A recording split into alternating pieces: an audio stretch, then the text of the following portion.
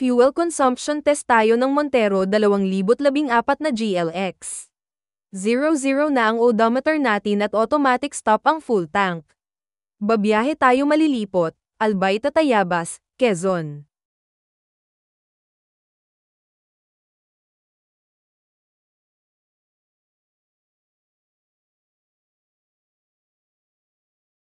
A few moments later.